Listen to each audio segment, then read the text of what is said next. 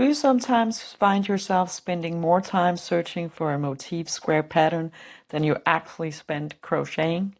Well, it happens to me all the time. So today I'm going to share my top 10 favorite closed motif squares. A closed motif square is a square that has a fixed amount of rounds and that creates a pattern or a silhouette. I like to know how many rounds the pattern is built over, so how many fixed rounds do I have, because it makes quite a big difference if you have 3 rounds like this one, or you have 6, 7 rounds like this one. The second thing I like to know is how many color changes is needed for the motif to pop, so how many color changes am I going to make every time I do a square. And the number of color changes and the number of rounds gives me a pretty good idea about how big this square will be at the end. The third thing I always look at is what kind of stitches are needed for this particular project. Not because I think some are easy and some are difficult and I want it all easy, nothing like that. I just like to know how much I need to focus when I am doing this square. Sometimes I need a pretty simple square like this one, because my focus is not quite where it's supposed to be, or I like to, well, sit on the couch and watch a TV show while I do it. And at other times, I find it really funny and a little bit challenging to do something like this. So I like to know what kind of stitches and if there are any special placements I need to be aware of. Number 10 on my list is this cute little diamond square. It's only 3 rounds and it's fairly small, but if you want it to be a little bit bigger, you can add a round of single crochets to it. The diamond itself will actually pop using only 2 colors. So if you use the same color for round 1 and 2, and then a second color for round 3, you will actually get the diamond shape. It doesn't really use any special stitches, so all the squares today on my list are using single crochets, slip stitch, chains, half double crochets, and double crochets. So I don't consider those to be special stitches. If there is something different or there's a special placement of the stitch, I will mention that. But this one actually doesn't have it, and it's very easy to make. You can make some really cool graphic illusionals using this technique, because it kind of looks like there's a square in a square. So go ahead and play around with that. Square number 9 on my list is this flower square. It's built over 4 rounds, but you can add a 5th round of single crochets if you want to have a contrast kind of border to it. But the flower itself will pop after only 4 rounds. You can make it in as many colors as you like, but as you can see for this one, the flower will actually, well, this actually looks a little bit more like a clover, because it's done in the green, but the flower itself will pop using 2 different colors. But I think, again, this one might be a little too much. This one, I did add the 5th round and used a different color for each round, because it makes it easier to see how many rounds it actually is. But two colors will actually work very nicely as well.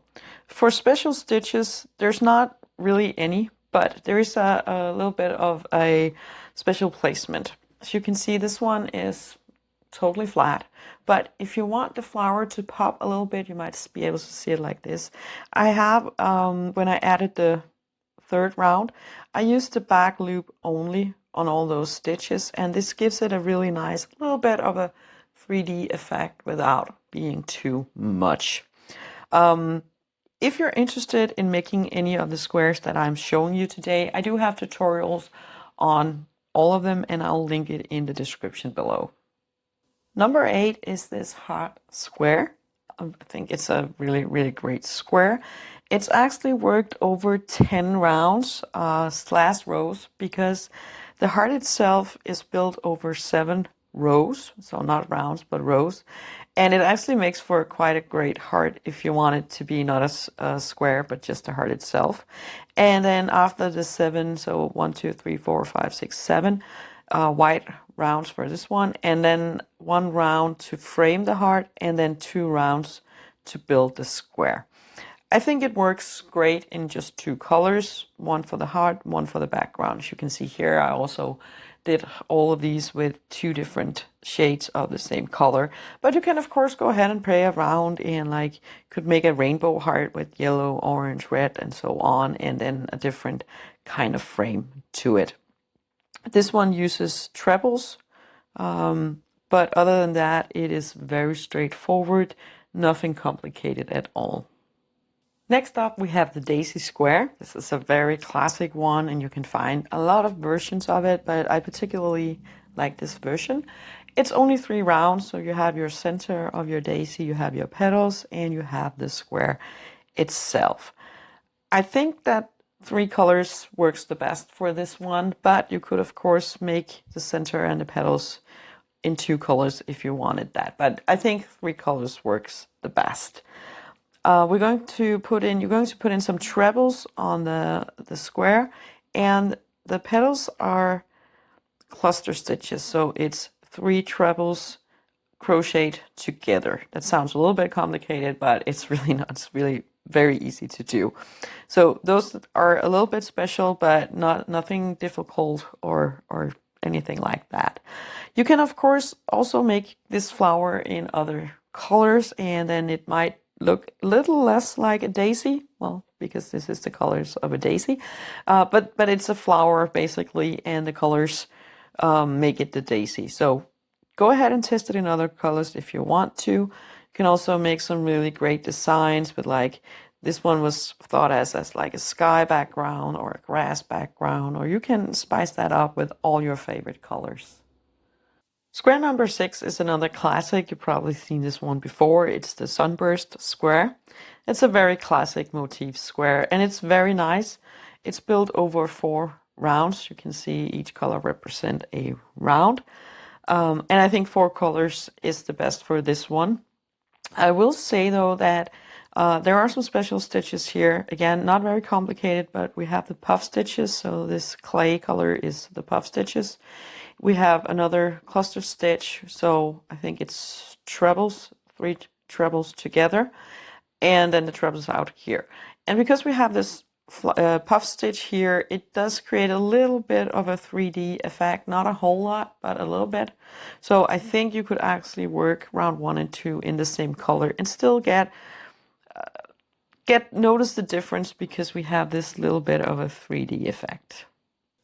Now we are at square number 5, and just remember, all the squares I've shown you so far, just because they didn't make top 3 on this list, doesn't mean they're bad squares, not at all. I really, truly love all 10 squares. This is more of a rankings, but again, I really do love all of them. I have a lot of other squares that I like that didn't even make this top 10 list, so just keep that in mind. This is the fall flower, and I kind of call it the fall flower because I learned to make it in these colors, and I kind of consider these to be fall colors. It's built over 6 rounds, and I think you need a minimum of 3 colors. I did try to make it in 2 colors, but there's something, it just doesn't work, because I had the pink one alternating, but it ended up sitting behind, and if I had used the white one, it would kind of also have been sitting behind. So I think 3 colors works the best. You can of course also make multiple colors. I think this one is really nice as well. This one does use quite a lot of special things. First of all, we have the popcorn stitch. Let me show it from this side. Well, it doesn't make any sense. As you can see, it has a lot of 3D effect. It's popping out quite a lot because we are using the popcorn stitch. It's not a stitch that I use very often. It eats a lot of yarn. It's very dense. It does create this pop out, but it's actually kind of fun to make. I do like this. I enjoy making the stitch. I just don't have a lot of use for it. But this one uses it on 2 different rounds, and you're kind of working on the back side. There's not really special placements as such, but you are going to work behind some of the stitches to create this. Another great thing about this is if you skip that last round, you actually have a really nice square decoration, whatever you want to use it for. It's only the last round that creates the square. This is square number 4. It's the Radiant Sun Square, and I can really feel that we're getting close to the top 3 because I'm getting very exciting about all of this. I think this is a great square because it gives you a very clear sun motif compared to like the Sunburst square. So if you want something that really pops where the motif is really clear, I think this one is great. It's worked over 4 rounds, as you can see here. I think it works really nicely in 4 colors. This one probably can't quite see it, but I actually used a white and a cream, but they just fade into one. So you can also do it in 3 colors if you want to, but I don't know. I think there's something about the 4 colors that just makes it pop really, really nicely. It's all basic colors except for trebles on the last round, and the sun rays are also cluster stitches, so it's 3 trebles crocheted together.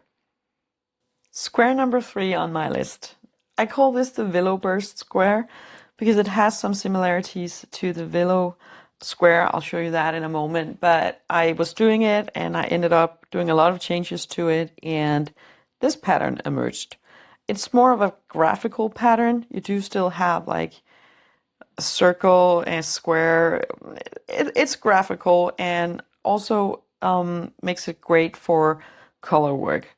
First of all, it's a 7-round square, so it's quite big compared to some of the other ones. And again, you can always increase the size of your squares by adding rounds of single crochets or double crochets afterwards if you want to. I'm not really sure about how many colors to use for this one. I think, well, this one has 1, 2, 3, 4, 5, 6 colors changes. 3 colors, but 7 color changes. 1, 2, 3, 4, 6 color changes. I think this works really well. I think, yeah, I did the same for this one. So round 2 and 3 are the same, and the last 2 rounds are also done in the same colors for this one. This one I do not particularly like, but there's something about the color combination that I don't know, it's just not speaking to me. I did try to make it in, so this is done in an acrylic yarn. I tried to do color changes between every single round just to see how that would work. And as you can see, this purple round is very, very thin, and there's not a whole lot going on. So there's really not an issue in using the same color for those 2 rounds. So yeah, I was working with the Willow square, so it's this square. As you can see, the pattern is here. Also tried to do a version in a variegated yarn. Also turned out really great, actually. But yeah, this one. And again, I was playing around and I ended up doing this instead. So I don't really have a name for it. If you have a suggestion for a name, I would love to hear it, and I would love to use it if it's something that really speaks to me, because I can't find one. In terms of stitches, it doesn't really have any special except for the cluster stitch one more time. So 3 double crochets crochet together on this second round, but that is it. Number 2 on my list is this vintage flower square, and I know it's a little bit different than all of the others I've shown you. It has this kind of lace, yes, vintage kind of feeling to it, and I think I love it. I think it's so romantic and delicate to look at, and especially in these pastel colors. I'm crazy about this one. It is worked over 4 rounds, so center, petals, and then you have the square, and then one last single crochet round to kind of shape everything out. You can do it in how many colors you like. I particularly love this version where the center is the same one as the frame. I don't know, I think it really speaks to me. I have another version here where instead of using the white contrast, I used a lighter shade of the same color to frame it. And this one actually has 2 rounds of single crochet. So if you want it to be have a little more framed look and not so lacy, you can add that extra round of single crochets. It doesn't have any special stitches or placements. It is just straightforward. My absolute favorite close motif square is this one, the stained glass square. I think I originally named it the flower square as well, because I think this was the first version I ever did, and I kind of thought that, the white was popping out looking a little bit like a flower. And I still think it does, but doing it in different colors, I think it resembles more of like stained glass. So I think I'm going with that name. It has 6 rounds. And as you can see here, 1, 2, 3, 4, 5, and 6 rounds. I did add for this one a round of single crochets just to see what that looks like. I think it looks cool. It frames the motif even more, but I think it works very well without it. So, I mean, if you need it for joining or something like that, it's a good option, but I think I'm just kind of sticking with this version. Color-wise, I think 2 colors works really well. I think these 2 are my favorite.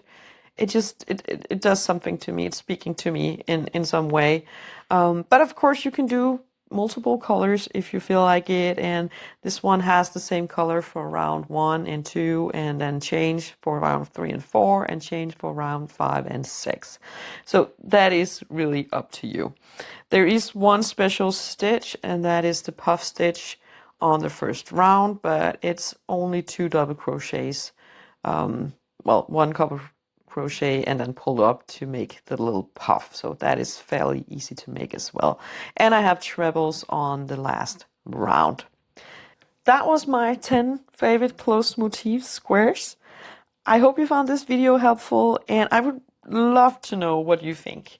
Do you think there's other squares that should have been ranked higher? Do you think there's some essential squares that I missed that should have been on my list?